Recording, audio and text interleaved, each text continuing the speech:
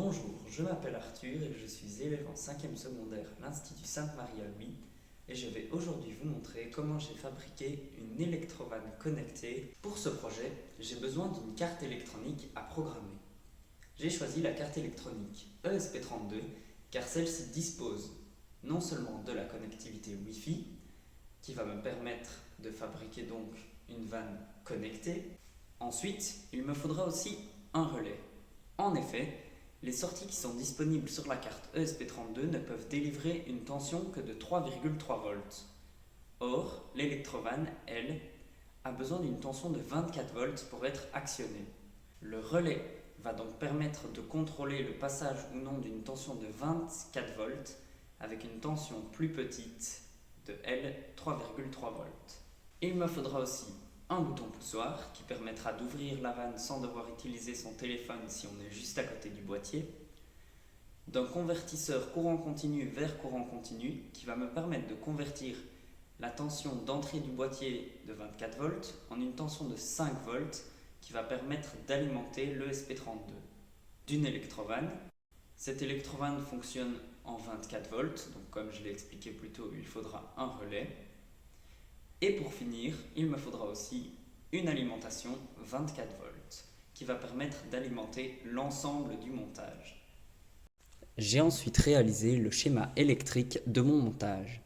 Sur ce schéma, nous voyons qu'il y a premièrement une alimentation 24 volts qui va venir alimenter notre boîtier contrôleur.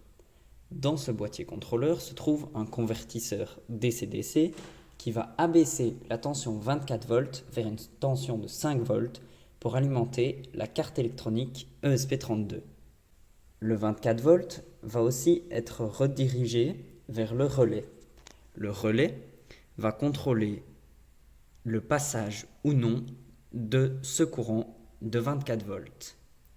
Quand le relais sera fermé, la boucle qui alimente l'électrovanne va donc se retrouver fermée, l'électrovanne alimentée, et donc elle va s'ouvrir et permettre le passage de l'eau. On voit aussi sur ce schéma le bouton qui va être raccordé à une entrée digitale de l'ESP32. Le relais, lui, est raccordé à une sortie digitale de l'ESP32. C'est-à-dire que par cette sortie va sortir du 0 volt si on veut que le relais soit ouvert, donc que le circuit soit ouvert et que l'électrovanne soit donc fermée, ou du 3,3 volts si on veut que cela ferme le relais, que le 24 volts passe dans l'électrovanne et donc que l'électrovanne s'ouvre. Ensuite, j'ai designé en 3D le boîtier qui va accueillir les différents composants.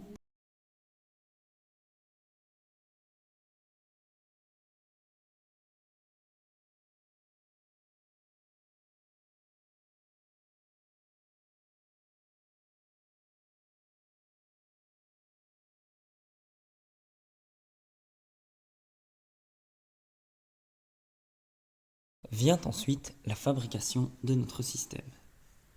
Nous commençons par l'impression 3D du boîtier en plastique, les soudures, le sertissage des différents connecteurs, et puis la connexion des différentes parties, l'alimentation et l'électrovanne.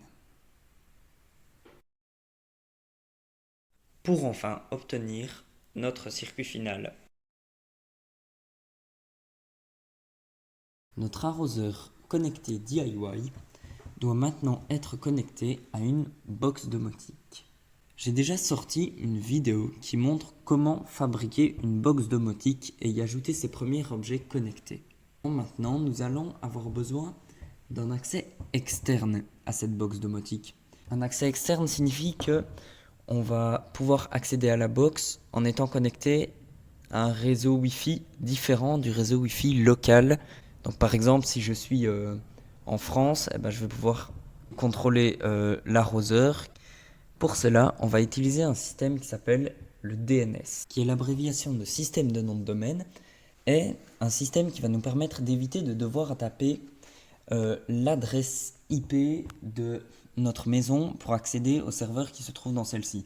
Par exemple, l'adresse IP de la maison, ça peut être 172.165.23.85. Bref, c'est toujours une suite de chiffres impossible à retenir. Et en plus, le problème, c'est que cette adresse IP, eh ben, elle change régulièrement. Donc, ce serait complètement impossible d'accéder à l'extérieur à notre box domotique, étant donné qu'on ne connaîtrait même pas l'adresse IP de notre maison, vu qu'elle change tout le temps.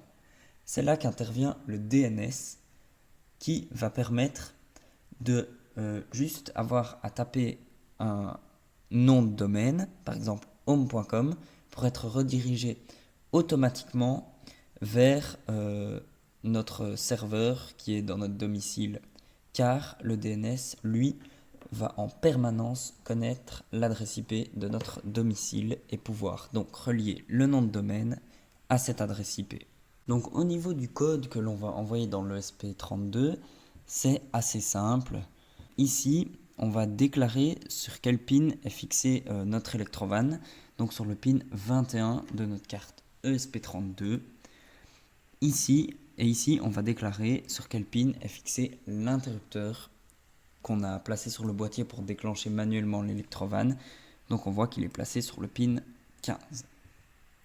Après, je vais téléverser tout ce code dans la carte et on se retrouve juste après. Une fois que tout est fini et qu'on a bien branché notre boîtier de contrôle à notre Electrovan, nous pouvons passer au premier test. Donc là sur mon téléphone, je vais aller sur l'appli de ma box et ici on voit que j'ai ajouté une entité Electrovan. Donc normalement quand je vais appuyer dessus, ça va devoir ouvrir l'Electrovan et l'eau devra sortir. 1, 2, 3. Et voilà, tout fonctionne. Maintenant si je réappuie, l'Electrovan se coupe quasi instantanément. J'ai aussi ajouté notre Electrovan à Google Home. Donc normalement maintenant, si je pose mon téléphone quelque part et que je dis OK Google, allume l'Electrovan,